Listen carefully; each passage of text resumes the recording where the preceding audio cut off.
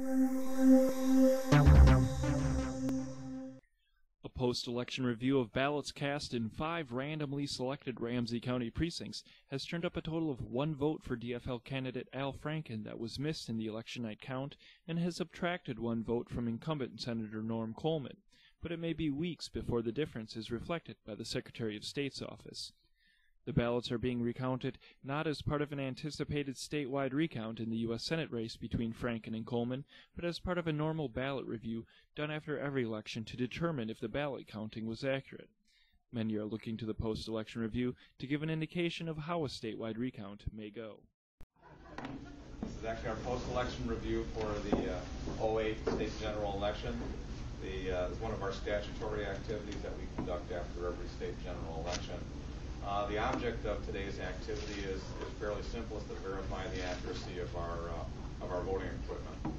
And so as part of this, the County Canvassing Board on Friday, selected at random 5 precincts for us to review.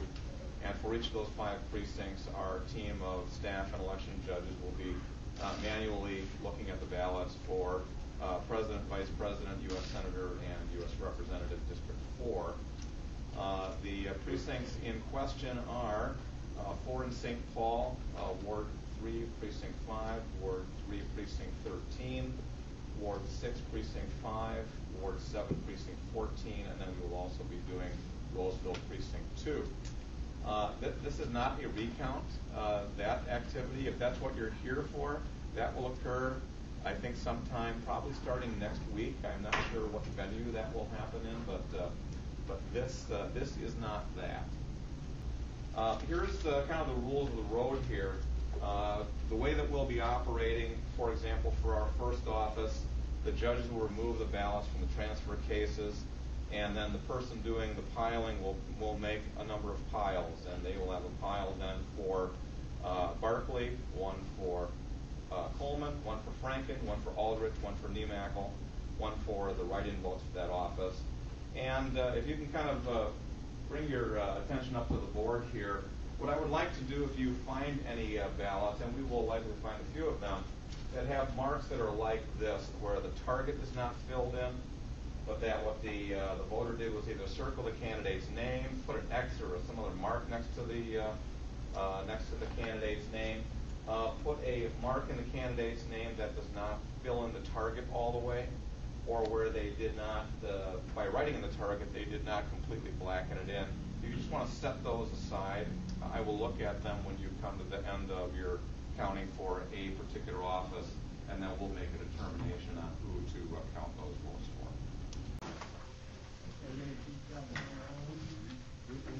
So this is actually the first full-blown statewide recount that we've had since Rolvog Anderson in 1962. You weren't around then? I was not. But I will tell you this, that the procedures that we use to conduct the recounts today are the direct descendants of what those folks did 46 years ago, or actually it was longer than that. I guess it's 46 years.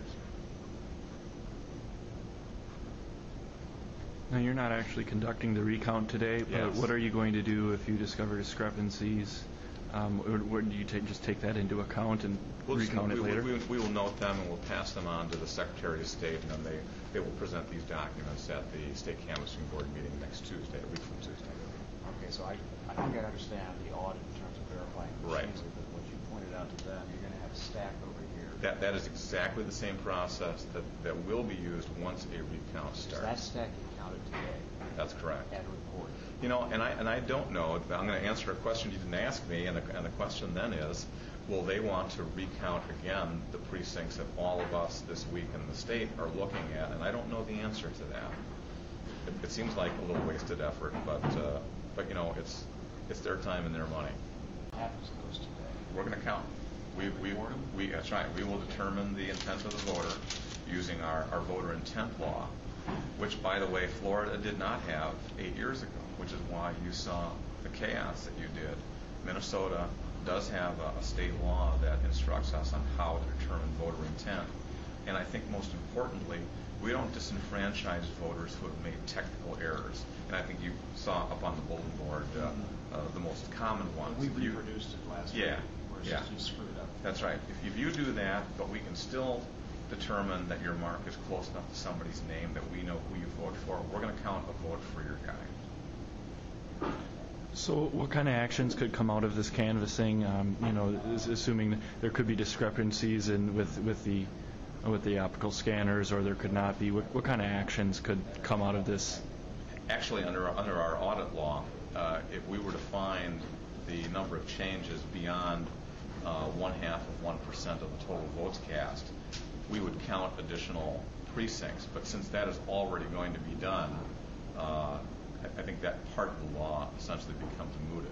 And I read the 96 report on this, and it's like 0.000. Yeah. Machines are working. Yes, exactly. It's the equipment is generally not the issue. The issue is voter education. And what we normally find is that elderly voters, new citizens, people who are not completely fluent in English, others who are just not paying attention, have a tendency to mark the ballots outside the target. But again, as long as they mark them close enough to the candidate's name that we can figure out what they were doing, we're going